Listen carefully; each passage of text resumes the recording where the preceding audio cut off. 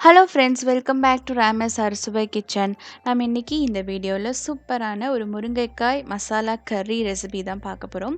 இந்த கறி பார்த்திங்கன்னா உங்களுக்கு சாதத்துக்கும் இட்லி தோசைக்கும் ரொம்பவே சூப்பராக இருக்கும். என்னோடய சேனலை ஃபஸ்ட் டைமாக பார்க்குற ஃப்ரெண்ட்ஸ் சப்ஸ்கிரைப் பண்ண மறந்துடாதீங்க. கூடவே இருக்கிற பெல் ஐக்கானையும் கிளிக் பண்ணிக்கோங்க. இந்த கறி செய்வதற்கு தேவையான பொருட்கள் பார்த்திங்கன்னா, முருங்கைக்காவை இந்த ஷேப்பில் கட் பண்ணி வச்சுக்கலாம். 2 தக்காளி, பூண்டு, கொஞ்சோண்டு சின்ன வெங்காயம் கட் பண்ணி வச்சுருக்கேன். கொஞ்சம் கருவேப்பிலை எடுத்துக்கோங்க.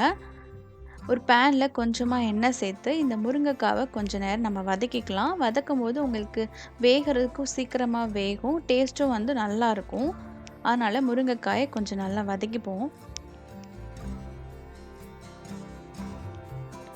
ஸோ ஒரு 5 நிமிஷம் நல்லா வதங்கின பிறகு அந்த முருங்கைக்காயை தனியாக எடுத்து வச்சுக்கலாம். இப்போ இந்த நேரத்தில் நம்ம இந்த முருங்கைக்காய் கறிக்கு தேவையான மசாலாவை அரைச்சிக்கலாம். கொஞ்சோண்டு தேங்காய் எடுத்துக்கோங்க. இதில் 1/4 டீஸ்பூன் அளவுக்கு சோம்பு, 1/4 டீஸ்பூன் அளவுக்கு சீரகம், ஒரே ஒரு கிராம்பு, ஒரு சின்ன துண்டு பட்டை, அப்புறம் வந்து கொஞ்சம் மிளகு. இதெல்லாம் வந்து உங்கள் ஃப்ளேவர், உங்கள் காரத்துக்காக நீங்கள் சேர்த்துக்கலாம். நான் எல்லாமே 1/4 டீஸ்பூன் தான் சேர்த்துருக்கேன். கொஞ்சோண்டு தான் தேங்காய் எடுத்திருக்கேன்.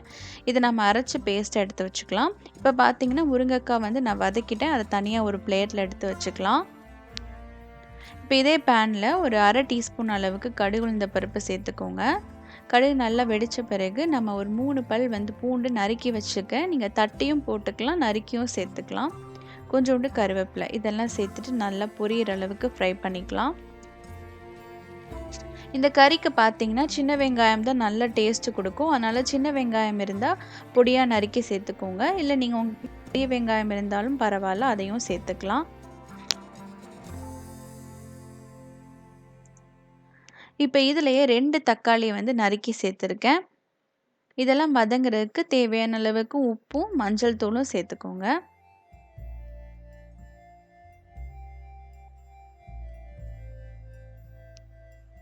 இப்போ இந்த தக்காளி, வெங்காயம், இந்த பூண்டு எல்லாம் நல்லா வதங்கி வரட்டும். அந்தளவுக்கு நம்ம ஃப்ரை பண்ணிக்கலாம். இப்போ இதில் பார்த்தீங்கன்னா நான் 1/2 டீஸ்பூன் அளவுக்கு குழம்பு மிளகாய்த்தூள் சேர்த்துருக்கேன். உங்ககிட்ட குழம்பு மிளகாய்த்தூள் இல்லாட்டி மல்லித்தூளும் மிளகாய்த்தூளும் 2ம் மிக்ஸ் பண்ணி உங்கள் காரம் எவ்வளோ எந்த டேஸ்ட்டோ அந்த அளவுக்கு நீங்கள் சேர்த்துக்கோங்க. இந்த குழம்பு மிளகாய்த்தூள் சேர்த்துட்டு நல்லா அந்த எண்ணெயிலே வதக்கின பிறகு கொஞ்சமாக தண்ணி சேர்த்துக்கோங்க. இந்த தண்ணி நல்லா பாயில் ஆன பிறகு நம்ம அரைச்சி வச்சுருக்கிற அந்த தேங்காய் பேஸ்ட்டை வந்து சேர்த்துக்கலாம்.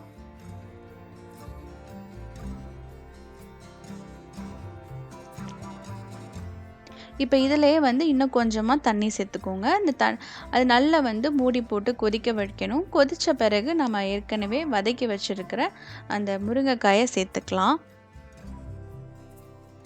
இப்போ நல்லா கொதிச்சிருச்சு. இதில் வந்து நம்ம முருங்கைக்காயை சேர்த்துப்போம்.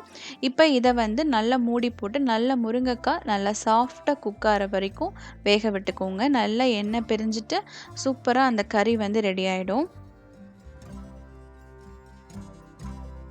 இப்போ ஒரு 10லேருந்து 15 நிமிஷமாவது ஆகும் அந்த முருங்கைக்காய் நல்லா சாஃப்டாக வேகிறதுக்கு. இப்போ நல்லா முருங்கைக்காய் வெந்துருச்சு, நல்லா எண்ணெயெல்லாம் பிரிஞ்சு வந்துருச்சு. ஒரு சூப்பரான கறி வந்து ரெடி ஆகிடுச்சு. இது பார்த்திங்கன்னா நீங்கள் சாதத்துக்கு சூப்பராக இருக்கும். அதுவும் நீங்கள் ரச சாதமாக செய்யும்போது இதை சைட் டிஷ்ஷாக்கும் நல்லாயிருக்கும். மெயின் டிஷ்ஷாகவே இதை வச்சு சாப்பிட்லாம். முருங்கைக்காயும் நல்லா சாஃப்டாக வந்து வெந்துருச்சு. நம்ம சேனலில் நிறைய கறி ரெசிபீஸ்லாம் இருக்குது, குழம்பு ரெசிபீஸ் இருக்குது. அது ரொம்பவே யூஸ்ஃபுல்லாக இருக்கும். நான் இந்த முருங்கைக்காய் மசாலாவுக்கு சைட் டிஷ் என்ன வச்சுருக்கேன் பார்த்தீங்கன்னா, ஒரு முட்டைக்கோஸ் பொரியல் வச்சுருக்கேன். ஒரு சூப்பரான ஒரு கறி ரெசிபி. இந்த வீடியோ உங்களுக்கு பிடிச்சிருந்துச்சா சேனலை மறக்காமல் சப்ஸ்கிரைப் பண்ணிக்கோங்க. லைக் பண்ணுங்கள், கமெண்ட் பண்ணுங்கள், ஷேர் பண்ணுங்கள். தேங்க்யூ ஃபார் வாட்சிங். நெக்ஸ்ட் ஒரு சூப்பரான வீடியோவில்